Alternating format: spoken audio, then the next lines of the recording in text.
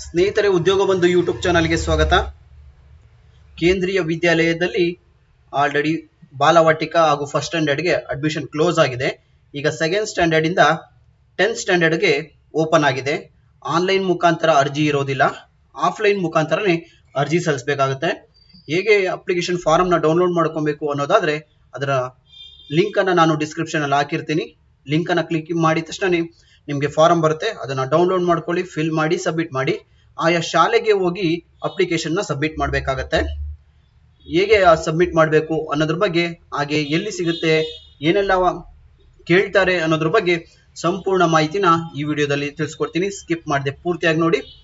Second standard to 10th ಸ್ಟ್ಯಾಂಡರ್ಡ್ಗೆ offline applications ಇರುತ್ತೆ. ಪ್ರಾರಂಭದ ದಿನಾಂಕ ಬಂದು 2/4/2026ಕ್ಕೆ ಅಪ್ಲಿಕೇಶನ್ ಪ್ರಾರಂಭ ಹಾಗೂ ಕೊನೆಯ ದಿನಾಂಕ 8/4/2026ಕ್ಕೆ ಕೊನೆಯ ದಿನಾಂಕವಾಗುತ್ತೆ. ಹಾಗೆ ಫಸ್ಟ್ ಲಿಸ್ಟ್ ಅಂದ್ರೆ ಲಾಟ್ರಿ ಮುಖಾಂತರ ಆಯ್ಕೆ ಮಾಡ್ತಾರೆ. ಫಸ್ಟ್ ಲಿಸ್ಟ್ ಅನೌನ್ಸ್ ಆಗೋದು ಬಂದು 13/4/2026ಕ್ಕೆ ಲಾಟ್ರಿ ಆಗುತ್ತೆ, ಮತ್ತೆ ಲಿಸ್ಟ್ ಅನ್ನ ಅನೌನ್ಸ್ ಮಾಡ್ತಾರೆ.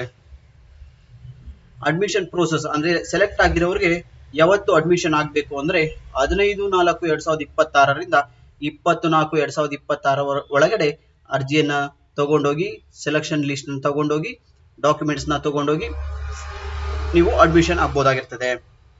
ಹಾಗೆ ಯಾವ ಟೈಮ್ಗೆ ಅಪ್ಲಿಕೇಶನ್ಸ್ ನ ಸಬ್ಮಿಟ್ ಮಾಡಬೇಕು, ಅಡ್ಮಿಷನ್ ಯಾವ ಟೈಮ್ಗೆ ಆಗಬೇಕು ಅನ್ನೋದಾದ್ರೆ ಬೆಳಗ್ಗೆ 11:30ರಿಂದ ಮಧ್ಯಾಹ್ನ 2 ಗಂಟೆ ಒಳಗಡೆ ಹೋಗಬೇಕಾಗತ್ತೆ. ಬೇರೆ ಟೈಮಲ್ಲಿ ಅಪ್ಲಿಕೇಶನ್ಸ್ ನ ತಗೊಳೋದಿಲ್ಲ.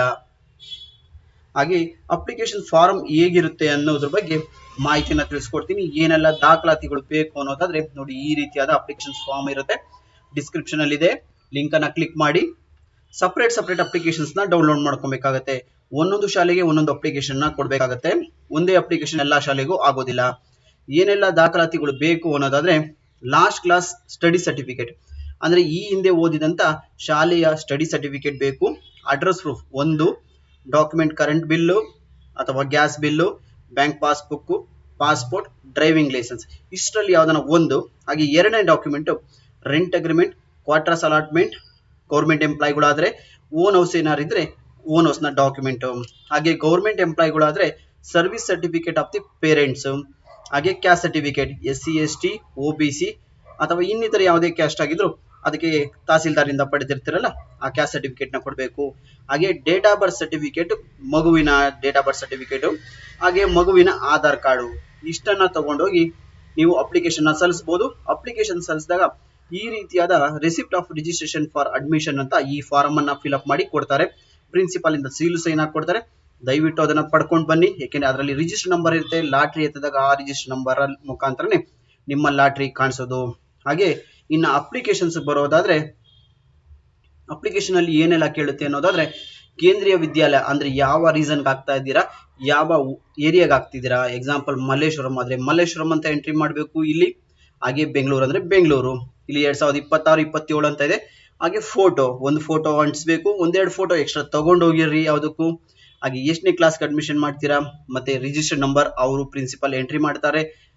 ಹಾಗೆ ಮಗುವಿನ ಚೈಲ್ಡ್ ನೇಮ್ ಎಲ್ಲ ಕ್ಯಾಪಿಟಲ್ ಲೆಟರ್ ಅಲ್ಲಿ ಅಪ್ಲಿಕೇಶನ್ ಫಿಲ್ ಮಾಡಿ.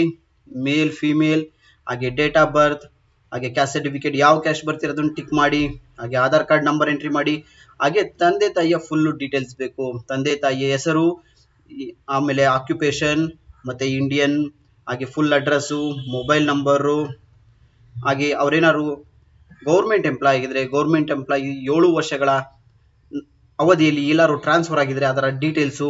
ಹಾಗೆ ಸಿಗ್ನೇಚರ್ ಆಫ್ ದಿ ಪೇರೆಂಟ್ಸ್. ಹಾಗೆ ಟ್ರಾನ್ಸ್ಫರ್ ಸರ್ಟಿಫಿಕೇಟ್ ಏನಾರು ಇದ್ರೆ ಅದು ಈ ಫಾರಂ ಅಲ್ಲಿ ಫಿಲ್ ಅಪ್ ಆಗಬೇಕು.